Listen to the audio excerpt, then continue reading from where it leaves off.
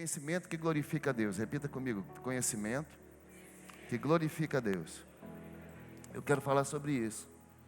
1 Reis 4, de 29 a 34, diz assim: Deus deu a Salomão sabedoria, diga sabedoria, discernimento, extraordinário e uma abrangência de conhecimento tão imensurável quanto a areia do mar. Meu Deus, uma só pessoa.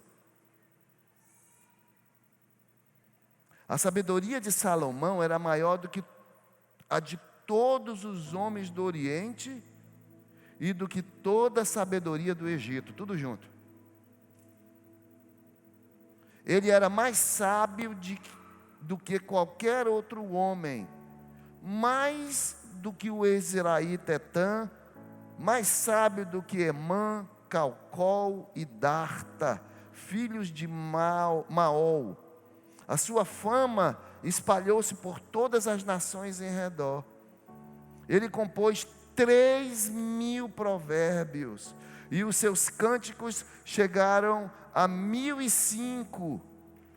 Descreveu, veja irmãos, descreveu as plantas, desde o cedro do Líbano até o isopo que brota nos muros. Também discorreu sobre os quadrúpedes, as aves, os animais que se movem rente ao chão e os peixes.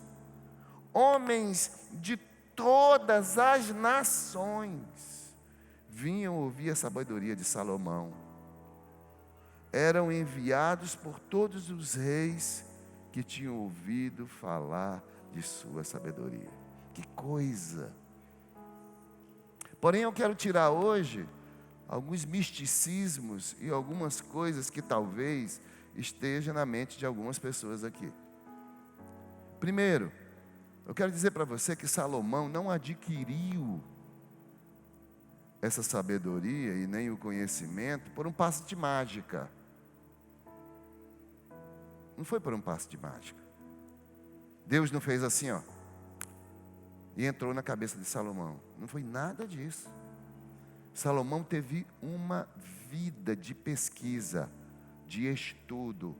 Ele ia, olhava, examinava, ele tinha um olhar crítico. O que significa ter um olhar crítico?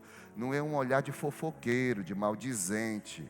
Não estou falando disso, daquela pessoa que só critica as coisas. Quando eu falo de um olhar crítico, quem já fez faculdade aqui sabe do que eu estou dizendo.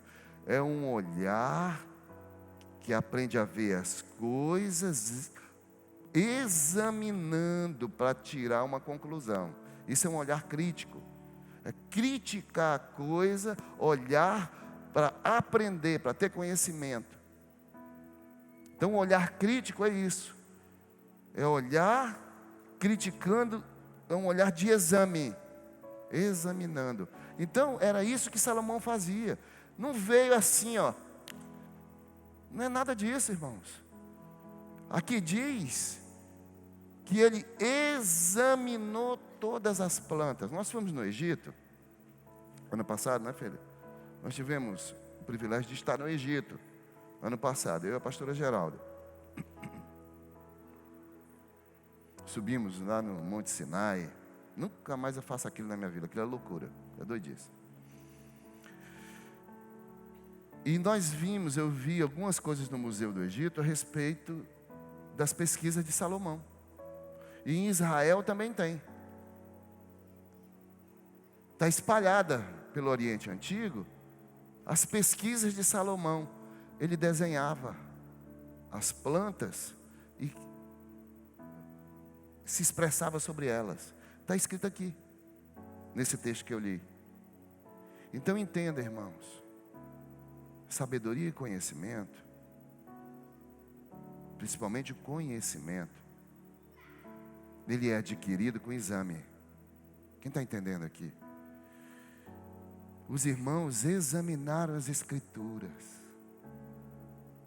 O pastor Heloísio, quando ele ministra as Escrituras sobre a graça.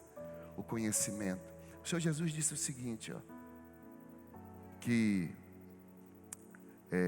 Ele falando para os judeus, Ele disse o seguinte: vocês examinam as Escrituras, pensando ter nelas o conhecimento. E é verdade, porque são elas que falam de mim. Amém? Então o conhecer verdadeiro é conhecer a Cristo. O conhecimento verdadeiro é conhecer a Cristo, o Senhor.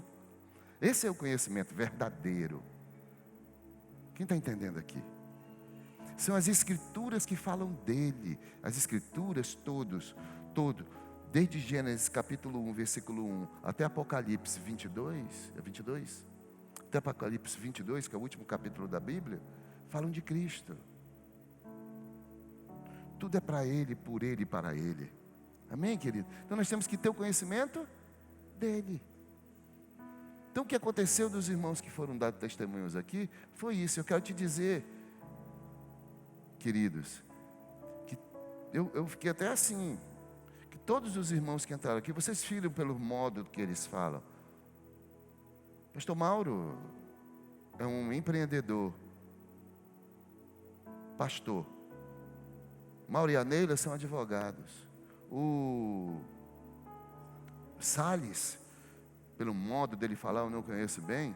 Você é formado, Salles? Cadê o Salles? Você é formado?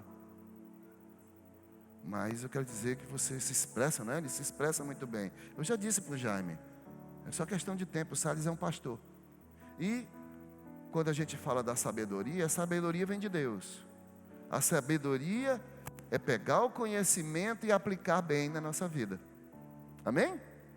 Isso é que é sabedoria, porque não adianta nada ter autoconhecimento, por exemplo, mas se comportar mal emocionalmente. Que conhecimento, né? Segundo, aqueles que examinam as Escrituras são chamados de nobres. Você pode repetir comigo? Aqueles que examinam as Escrituras são chamados de nobres. É o texto que a pastora leu, Atos capítulo 17, versículo 11. Diz assim, ó: os bereanos, os de Bereia, os bereanos eram mais o quê? Mais nobres que os de Tessalônicas, que os tessalonicenses. Pois receberam a mensagem com grande interesse, fazendo o quê?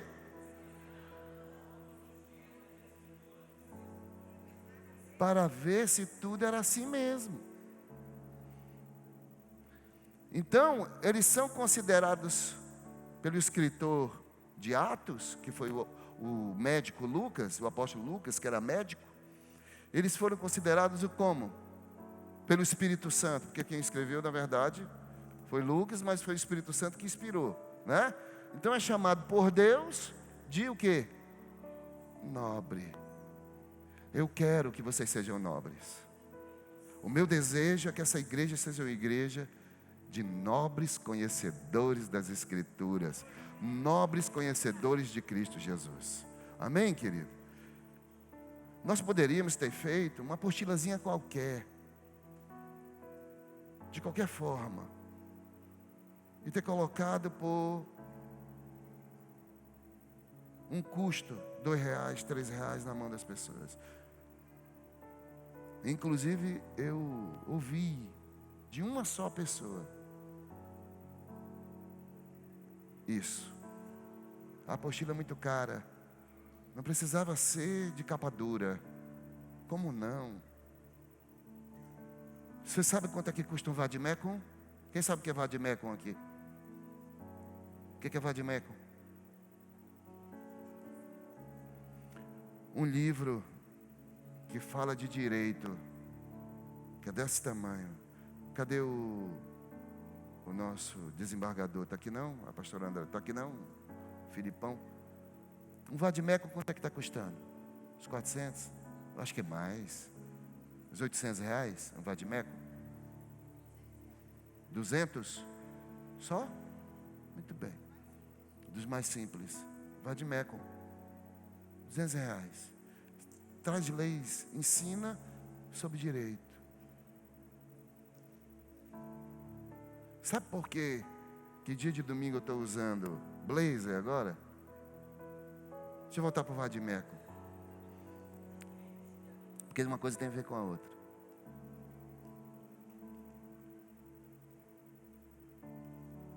Quanto é que vale as escrituras para você?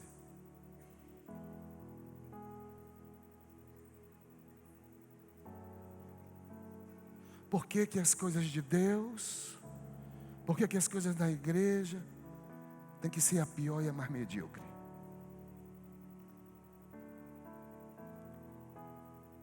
Por que que nós não podemos ter coisas de primeira e de qualidade? Visto que acontece isso com a pessoa. Curso nenhum no mundo faz o que fez com essas pessoas que deram testemunho aqui.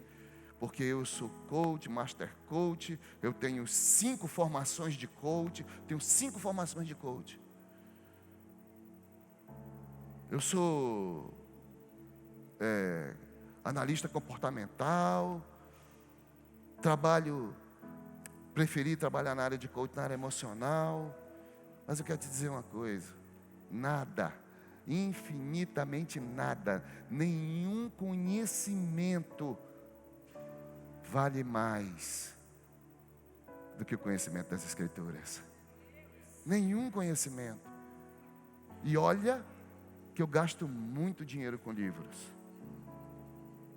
Muito dinheiro. Eu já doei de uma vez só mais de R$4.000 de livros. Eu doei para um pastor uma época dessa. Um irmão que estava fazendo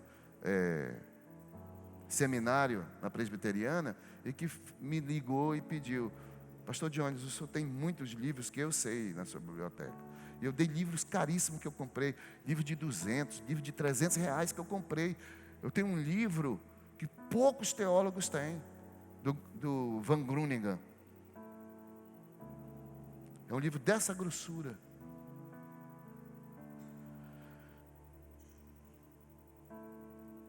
Quanto é que vale para você o conhecimento das Escrituras? O homem sábio é aqueles que conhecem as Escrituras e as colocam em prática. Amém, querido? Eu gostei muito. Agora é a prática, né, pastor Maura? Agora é a prática. Amém, amados? Então os bereanos eram chamados de nobres. Os mais nobres do mundo, as pessoas mais nobres. Olha para mim. As pessoas mais nobres do mundo estão diante de mim hoje.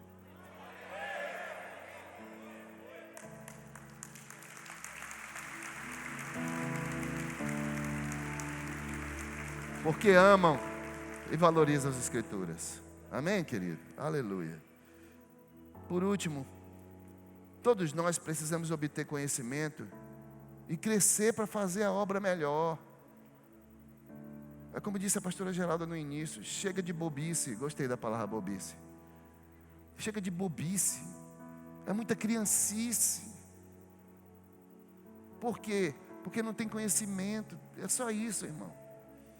O meu povo falha por falta de conhecimento, a Bíblia diz. É só isso. Então esse conhecimento vai trazer amadurecimento para a igreja, para a sua vida, em todas as áreas da sua vida. Como disse, ele é pastor, mas eu sei da história. Agora ele tornou público, eu sei da história dele. Pastor Mauro vivia a custa de remédio, com depressão, né? Um monte de doenças psicossomáticas. E de repente a graça, ele entende, tira um peso. Conhecimento da graça do nosso Senhor Jesus Cristo. Simplesmente por aquilo que ele fez. Simplesmente por aquilo que ele fez na cruz do Calvário. Amém, querido? Aleluia. Porque o que mudou a história da humanidade não foi o nascimento de Jesus, foi a sua morte. Amém? Todo mundo aqui nasceu igual Jesus. Mas ninguém aqui vai ter a morte que ele teve. Com o poder da morte que ele teve. Até porque nós não morremos mais. A gente dorme, crente não morre, dorme. Dorme em Cristo. Descansa. Porque daqui a pouco nós vamos levantar de novo, porque Ele levantou, Ele ressuscitou. Aleluia. Amém, querido? Isso traz libertação. A vida de fé genuína, de fé verdadeira, naquele que pode e é e faz todas as coisas. Aleluia. Então, todos nós precisamos obter conhecimento e crescer para fazer a obra melhor. Em Atos, aí, nesse texto que nós lemos, nós vamos ver a partir do versículo 10 até o 12. Olha só, nesse texto dos bereanos aí, diz assim: logo que anoiteceu, os irmãos enviaram Paulo e Silas para onde? Para Bereia. Chegando ali, eles foram à sinagoga judaica. Os bereanos eram mais nobres do que os tessalonicenses, pois receberam a mensagem com grande interesse, examinando todos os dias as escrituras para ver se tudo era assim mesmo. O 12. E creram muitos dentre os judeus, bem como dentre os gregos, um bom número de mulheres de elevada posição, e não poucos homens. Creram nas escrituras, porque tinham homens que conheciam, que estavam pregando, que mesmo os bereanos, examinando a palavra para ver se era daquele jeito, não encontraram nada de errado naquilo que eles estavam dizendo.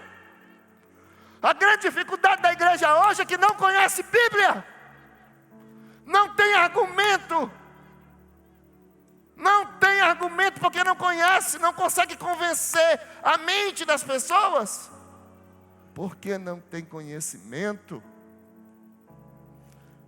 Paulo e Silas não, além de ter o Espírito que é necessário, eles tinham um profundo conhecimento da Bíblia, e mesmo sendo colocado em cash, mesmo sendo colocado ali com perguntas, eles tinham um argumento bíblico, porque eles conheciam a graça, eles conheciam Jesus. Amém, querido? Essa igreja, a igreja Ágape, é uma igreja muito amada por um Deus, um Pai muito amoroso, porque está nos dando a chance de ter um curso como esse. Eu filmei os testemunhos, e nós vamos pegar tudo que foi filmado aqui, e eu vou fazer um videozinho de uns 5 minutos, e vou mostrar para o pastor Aloysio lá. Lá, para todos os pastores dele, porque lá vão estar pastores do Brasil e do exterior, porque a igreja videira está no mundo hoje, se eu não me engano, mais de 100 países, se eu não me engano. Ninguém vai poder falar nada contra a gente, porque quando argumentarem, assim diz as Escrituras. E quando a gente profetiza, assim diz as Escrituras, a gente está dizendo, assim diz o Senhor. Não é profeta de meia tigela, não. É profeta instruído na palavra, que sabe o que está dizendo, levado pelo Espírito a profetizar na vida das pessoas. E o mistério da alma, do mais profundo do ser humano, é trazido à tona, está escrito lá em 2 Coríntios. Nas reuniões, as pessoas vão entrar e dizer, Deus está nesse lugar, por causa da ministração da palavra dele. A palavra dele tem poder para libertar, curar, sarar. Oh!